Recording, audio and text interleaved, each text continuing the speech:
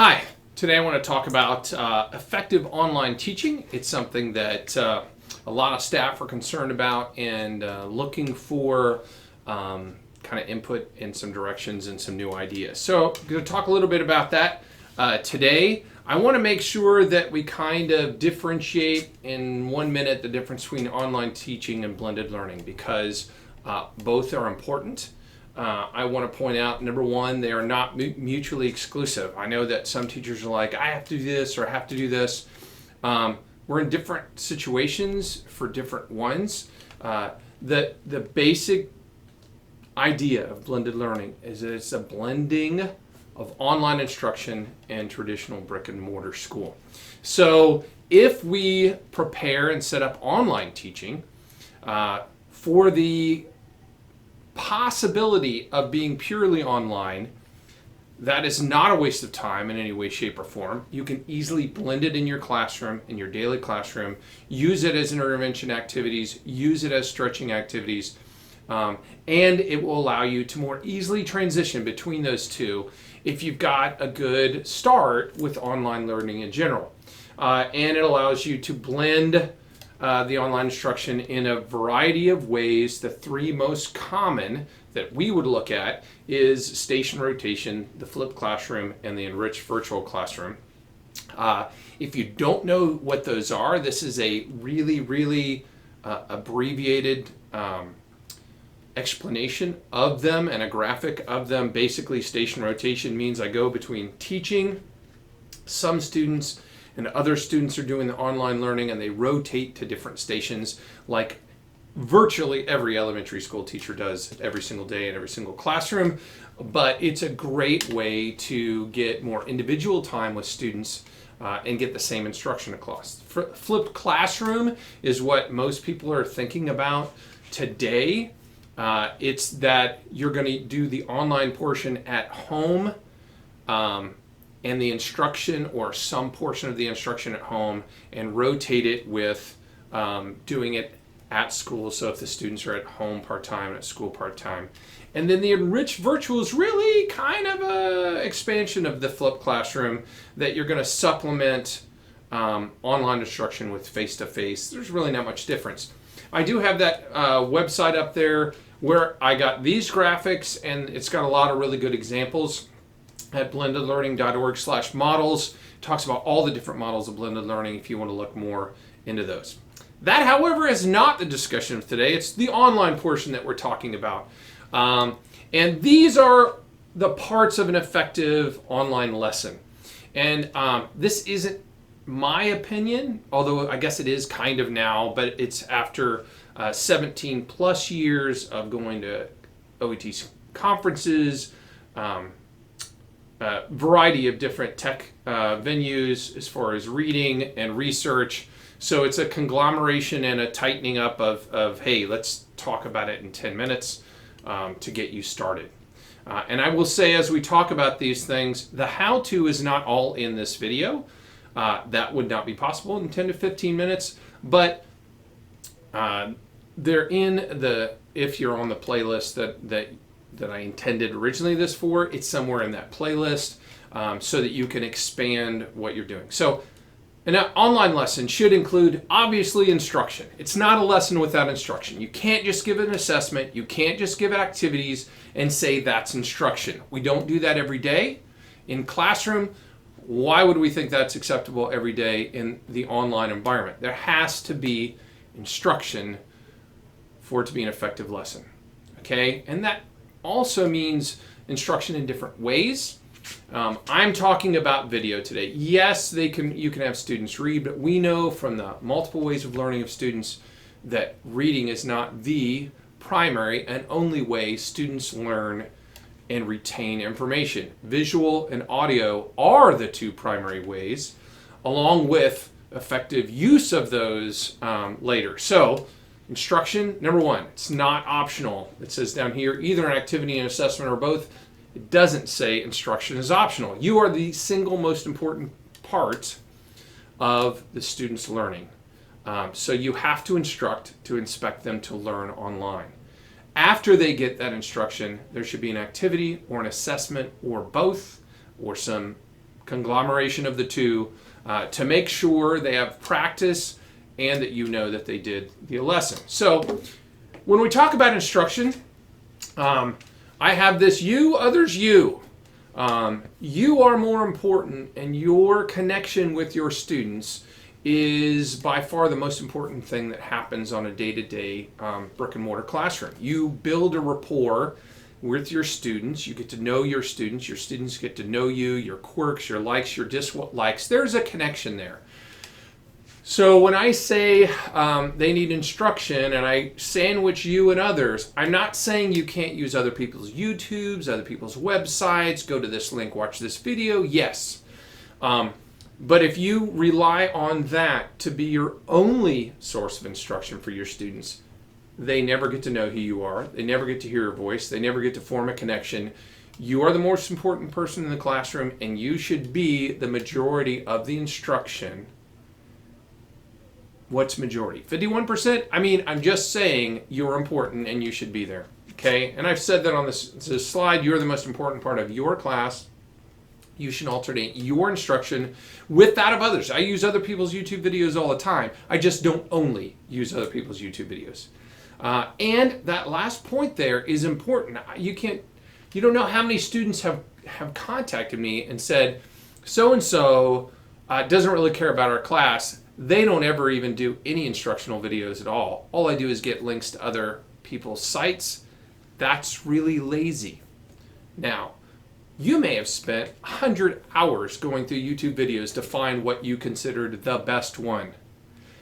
All they know is that one that you got, and if it's never you, to them, to your students, it doesn't look like you have a vested interest in their education. So that's one of the reasons I say you really need to be there and part of that. Doesn't have to be a majority of time either. You can have an introduction, and then here's this video, and then they come back to you. And that other video could be the longer portion of it. You know, maybe you're watching Lord of the Flies. I mean, obviously, you're not going to talk about Lord of the Flies as long as the video is, but you should be introducing those class periods. And I said down at the bottom, others is any effective online lesson or video, but you need to be part of that process of their instruction. So, you want to make sure when you find or make those things, and we're going to talk a little bit on a separate lesson on how to make them, because this isn't about how to make a video. It's how to make online learning. Number one part is to have instruction where you, just like this video, I'm down at the bottom in the right-hand corner. And I didn't always do that. In fact, it was one of the teachers at school that said, hey, I get a lot out of your videos, but could you be in it? Because it's really boring just watching a screen and listening to a voice. I'd really like you to be in the video. And I'm like, okay. And several years ago, I started incorporating a separate webcam, just like this one. It's an inexpensive webcam. To have me in the video, and it was because it was asked for. It's not because I was like, I really want to be seen. So anyway, so make sure when you get those videos, you post them for easy access. And I recommend multiple locations. If it's an instructional video, I put it in my calendar so students know what they learned that day if they missed a class or they just want to find it easily. And I also post the video in the activity or assessment itself so that when they go to the lesson or whatever it is that I have posted, the video's there and then the assessment's there as well. It's really important to make it universally accessible. We have a Moodle, and you can upload videos directly into Moodle for students to watch. It is not universally acceptable. Every phone, every tablet cannot play every single kind of video. So it's not that Moodle didn't do the right thing. It's that your file type could not be read by every single device. So if you upload it to YouTube and put the YouTube link in your activity, then it will be. Every phone, every tablet, every laptop, whether it be a Mac or a PC, Windows-based, Linux-based, doesn't matter, it will be able to watch. It's important that you don't flood students, and this no more than 30 minutes a day, that's a maximum amount of instructional video that you should have for any student. No more than 15 minutes each. And when I say 30 minutes a day, you could have 6 5-minute videos. And that's okay. You could have a short video with an activity, a short video with an activity, a short video with an activity. Break it up. Now, I don't record all those things in little pieces. I record them. I'll do a recording for an hour and a half. And then I will take, and on YouTube, you can go and you can trim and resave and trim and resave. And you can turn them into smaller portions if you want to. You just have to remember when you make the recording to give yourself a pause that you know right there I'm going to break it up kind of thing. Yeah, and some of my transitions aren't great. If you watched all my student videos, you'd know that. So I even put on there, oh, bad transition, Mr. Poole. So these other things are important. 30 minutes a day maximum. I'm not saying it has to be that much. If in your classroom you only get 15 minutes of new content because it's a 45-minute class, then don't do it online more, right? Really should reflect closely to the amount of instruction that you have in your classroom, possibly less because some students are going to take longer to digest the content online than they did in your classroom. Some of them are going to rewind and listen to it 3 or 4 times. So no more than 30 minutes, no more than 15 minutes on any single activity or video, unless it's like watching Lord of the Flies. And then make sure you break it up as much as you can for the instruction itself. Activities or assessments, there's a huge plethora of things that you can do there. You can do traditional activities, print out this and do this homework. You could do that. Kind of breaks up the online thing a little bit because then how do you get it back if it's online instruction? If you use the online instruction in a blended environment, you certainly could say, at this point, go get the worksheet that's in bin number 3 and fill it out. So you can do traditional activities with online learning. You can also use a PDF file that's linked below your instructional video, and you can use something like Kami. Not in this video, but Kami is a Chrome add-on that lets students type directly on a PDF online, save it, and submit it back to you. If you have touchscreen laptop, Chromebooks, they can actually write right on it, save it, and submit it right back to you in an assignment so that there never has to be paper. I will tell you if you ask them to print it out, it should be a PDF. And I say that because not every student, not every home owns Microsoft Word. So you don't want to post things in ways that they can't access them. Online activities themselves, though, can be any plethora of online activities. Now, learning management systems like Moodle have all kinds of options for activities that you do. You could actually have it be a quiz, an online article, a forum post. I mean, I could go on and on with all the activities that are included in that. And learning management systems, that's one of the powers of them, that they have those lists of core activities that you can have them do right online, even have them graded automatically and done.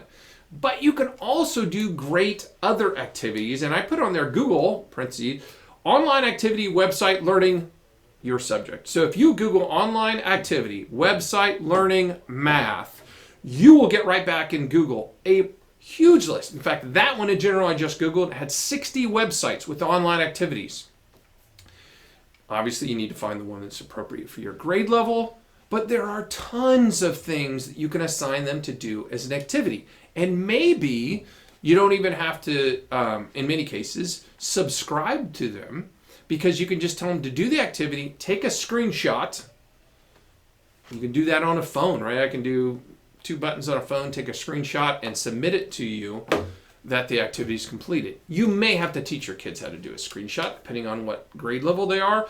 But I'm saying that you don't even have to, it can be very in-depth online activity. It can be a really fun online activity. It can be an online crossword puzzle, and all they have to do is go print screen and submit that file to you to show that they actually did the activity. But there needs to be, for effective online learning, something that they get back to you so that you know that it was actually done.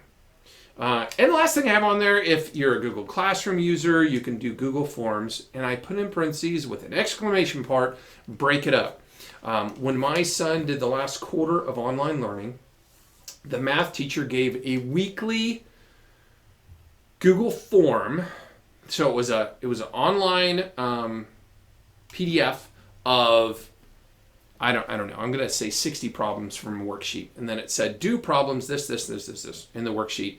And you submitted the answer in a Google form, which sounds great and automatically grades it for her, lets her know if the students did it. But you can't do that as a weekly activity because you just required your student to do the entire homework in one sitting, because Google Form does not have an option to save and come back to it and finish it later.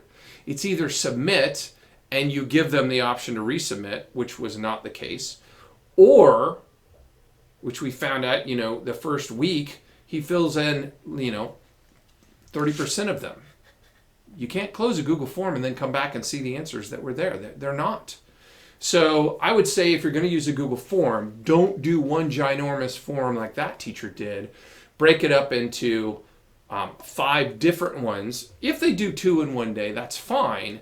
But you have to give them some way to do some portion and stop, and Google Form does not do that. A Moodle quiz does. They can, if you don't put a time limit on it, they can save, come back, finish it. They could spend 2 weeks to do a Google quiz, which is like a Google form, a Moodle quiz like a Google form, so that they can come back again. And when they're all the way done, they say submit. Here's my answers, and it automatically goes in your grade book. Google Form does not have that ability, so think about that. When you make one, do you expect your students to do this all in one sitting?